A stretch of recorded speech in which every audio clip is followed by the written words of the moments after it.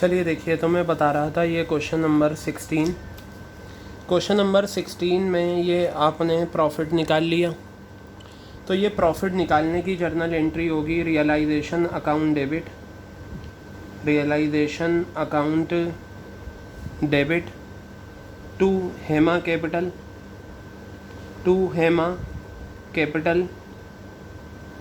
Account to Garima capital account to Hema capital account to Garima capital account.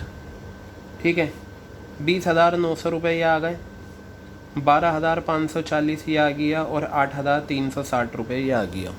तो ये journal entry आपकी profit की हो गई। देखिए अभी भी एक एंट्री बची है इस क्वेश्चन में, मैं आपको बताऊं, इस क्वेश्चन में अभी भी एक एंट्री बची है। वो एंट्री कौन सी है? वो एंट्री है जो आप पार्टनर्स कैपिटल अकाउंट बनाते हो, एक उसमें जो टू बैंक करके पार्टनर्स को आप पे करते हो, एक तो एंट्री आपको वो करनी है। और यहाँ देखें, क्या यहाँ कहीं रुका हुआ प्रॉफिट है? नहीं है। क्या कोई रुका हुआ लॉस है? नहीं है। लेकिन हाँ, हेमा का लोन है 40,000 रुपये। कितना लोन है हेमा का? 40,000 रुपये का लोन दे रखा है। तो बेटा क्वेश्चन ने तो कहा नहीं कि हेमा के लोन की भी जर्नल एंट्रीज करनी है। मैं आपको एक बात बता दूं, क्वेश्चन है ना, रुके हुए प्रॉफिट्स के बारे में भी नहीं कहेगा कि इसकी जर्नल एंट्री करनी है, ना क्वेश्चन कहेगा रुके हुए लॉसेस के बारे में, ना पार्टनर्स के लोन के बारे में। कह दे तो बहुत अच्छी बात, और ना कहे तो आप क्या करेंगे? आप अगर क्वेश्चन नहीं कहता, आपको एंट्रीज तो करके दिखानी है। वजह उसके पीछे क्या है?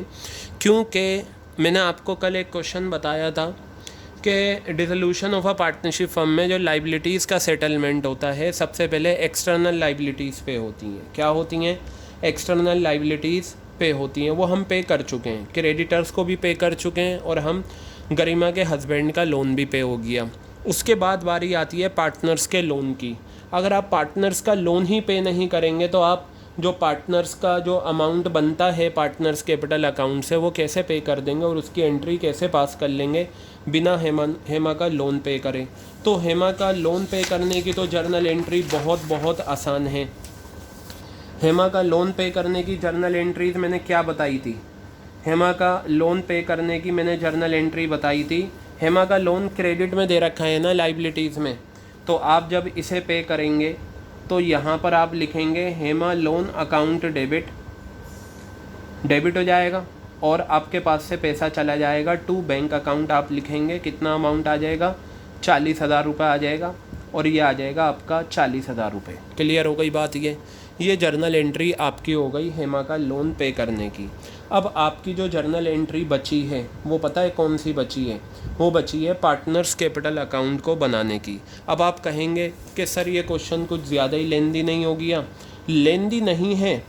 ये जो ऊपर की हमने एंट्रीज करी हैं 1 2 3 4 5 6 और एक ये 7, ये 7 एंट्रीज तो बहुत सिंपल है, इनमें टाइम नहीं लगा। ये जो एंट्री करी, ये एंट्री इसके बिना नहीं निकल सकती, तो इस वजह से मुझे ये करना पड़ा। और अब जो मैं एंट्री बता रहा हूँ वो भी पार्टनर्स कैपिटल अकाउंट बनाए बिना नहीं निकल सकती। तो चलिए पार्टनर्स कैपिटल बना लेते हैं। मैं इसी पेज पे करूँगा क्योंकि देखिए पीछे भी स्पेस नहीं है, तो मैं यहाँ पर पार्टनर्स कैपिटल बना देता हूँ और यहाँ जर्नल एंट्री कर दूँगा। पार्टनर्स कैपिटल कैसे बनेगा? ध्यान से देखिए, मैं सिर्फ अमाउंट का बनाऊँगा कॉलम। आपको पार्टनर्स कैपिटल प्रॉपर नहीं बनाना, आपको सिर्फ लेजर पोस्टिंग करनी है। हेमा और कौन है? गरिमा।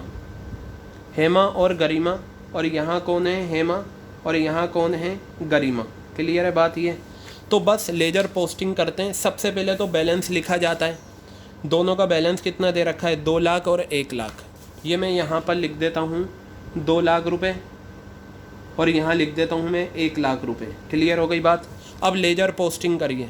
जो पार्टनर्स कैपिटल अकाउंट आप बनाते हो ना, वैसे ही बनाइए। लैंग्वेज कुछ ना लिखें, सिर्फ अमाउंट लिखें। सबसे पहला स्टेप होता है बैलेंस बीडी लिखना, वो लिख दिया। दूसरा स्टेप होता है रुका हुआ प्रॉफिट, वो आपको गिवन नहीं है यहाँ पर, तो हम उसकी एंट्री नहीं करेंगे। रुका हुआ लॉस भी नहीं है। उसके बाद आप क्या करें?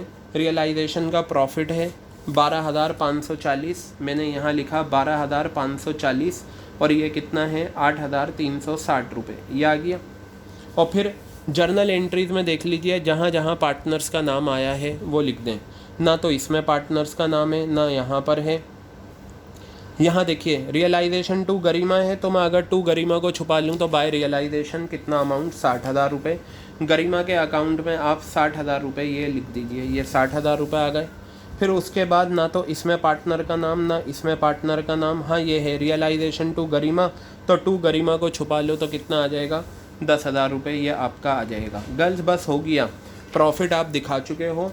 तो जो आपका आंसर निकल कर आएगा ना, इसका टोटल आप कर लेना। वैसे टोटल कितना आ रहा है, 2,12,540 इसका टोटल। और अगर इसका टोटल करोगे 1,60,000, 1,70,000, 1,78,360 रुपये, यही टोटल आप यहाँ लिखते हो। 2,12,540, 1,78,360 रुपये।